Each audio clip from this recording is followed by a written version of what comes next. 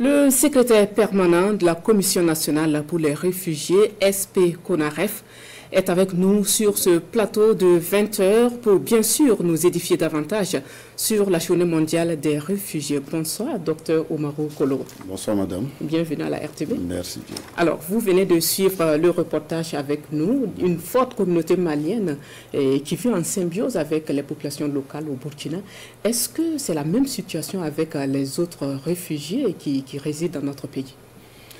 Merci bien, madame. Avant de répondre à cette question pertinente, me permettrez justement de dire merci à la télévision au cœur des grands événements. De nous recevoir sur son plateau.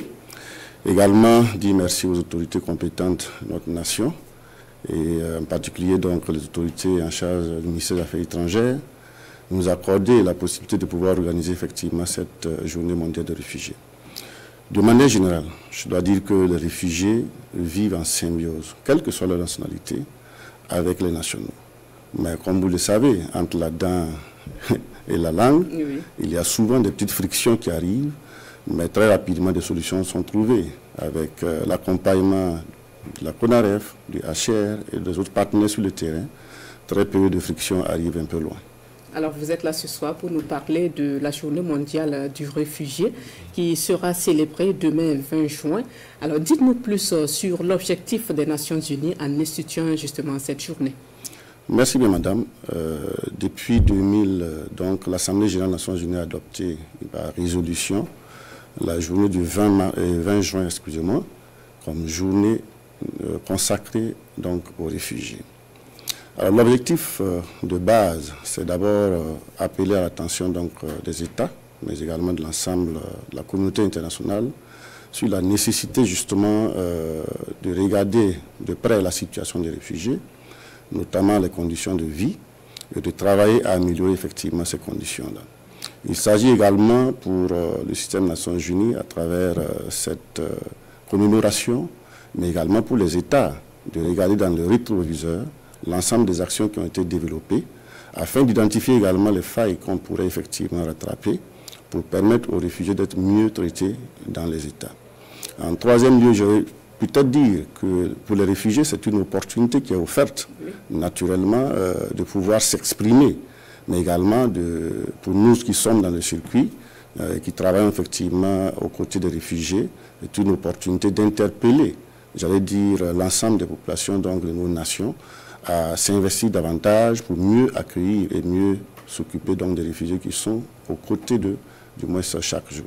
Et la communauté internationale est juste invitée à mener la réflexion sur un monde qui accueille les réfugiés. Est-ce qu'il faut comprendre par cette thématique que beaucoup de pays ne sont pas favorables à accueillir ou bien à manifester leur solidarité envers les demandeurs d'asile? Vous savez que de manière générale, c'est une question de convention. Les États ne sont pas obligés d'adhérer aux conventions. Toutefois, en tout cas pour ce qui concerne les conventions pour lesquelles le Burkina est parti, il faut reconnaître que certains États également y participent. Il s'agit de la Convention de 51 sur le statut des réfugiés, la Convention de l'OIA de 69 également, mais en Afrique ou peut-être dans le monde entier, beaucoup d'États effectivement sont partis à ces conventions-là.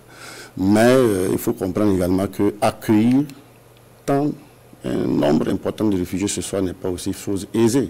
Il y a des implications, à la fois sociales, économiques, financières et même culturelles, parce que ça peut jouer sur justement la situation culturelle du pays et autres.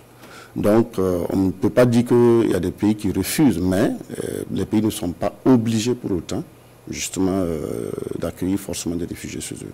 Mais comme on le dit chez nous, lorsque la natte du voisin brûle, eh bien, il faut l'aider effectivement à trouver un toit, sinon ça sera le tour, votre tour demain.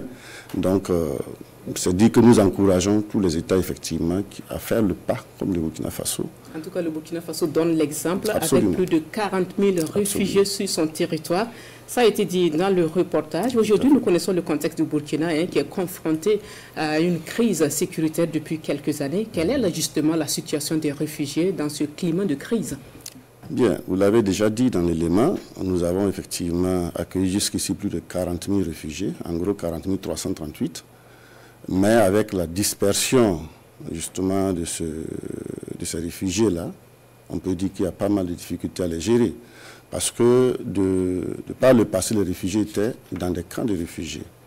Et ces camps ont été effectivement totalement fermés, de fait, depuis fin 2021, à la suite donc des questions de sécurité. Beaucoup ont dû quitter les camps eux-mêmes, ce n'est pas l'État qui les a fermés. Et ceci étant, les réfugiés se retrouvent aujourd'hui en majorité dans des villes. Il faut reconnaître que 27 744 réfugiés vivent dans la zone sahélienne encore, donc autour de Guibo et de Dori. Mais vous en avez également à Ouagadougou, plus de 4 531 réfugiés, à Bobo, plus de 3 575 réfugiés. Et vous en avez également au niveau donc, de Ouaïguia, où on a plus de 3 204 réfugiés. Donc, cette dispersion des réfugiés-là a également entraîné le départ d'un certain nombre de partenaires qui interviennent dans les camps. Donc, aujourd'hui, vous n'avez que essentiellement le HCR qui nous soutient pratiquement, parce que la plupart des structures des Nations Unies et des OSCE qui intervenaient dans les camps n'interviennent plus de manière directe. Et donc, ça complique un peu la prise en charge des réfugiés. L'État, vous connaissez un peu les difficultés auxquelles nous faisons face aujourd'hui, dans la situation de sécurité, et également la multiplication des besoins donc, au niveau humanitaire pour gérer les PDI et autres. Donc, l'État n'a pas forcément totalement les moyens qu'il faut pour voilà, accorder autant de ressources qu'il faut effectivement pour gérer la question des réfugiés. Est-ce que vous avez, pour terminer, un message justement à l'attention des partenaires humanitaires et même des réfugiés? Absolument. Je voudrais interpeller également, voilà, comme j'ai l'occasion, les différents partenaires humanitaires voilà, à faire de leur mieux pour nous accompagner davantage, parce que l'État en a besoin. Et également inviter l'ensemble des réfugiés à sortir massivement demain pour la célébration de la journée. C'est leur journée et nous comptons sur eux pour être présents. Et également, nous voulons saluer et inviter la population à continuer à accompagner effectivement les réfugiés et également sortir nombreux demain pour assister à la célébration. C'est une cérémonie qui se veut en tout cas soft, mais nous comptons sur la présence de tous pour qu'elle soit aussi belle. Nous avons tous entendu, Dr Oumarou Kologo, merci de nous avoir situés sur la Journée mondiale du réfugié qui sera célébrée demain. Je rappelle, vous êtes le secrétaire permanent de la Commission nationale pour les réfugiés, SP CONAREF. Merci de rester avec nous. Merci.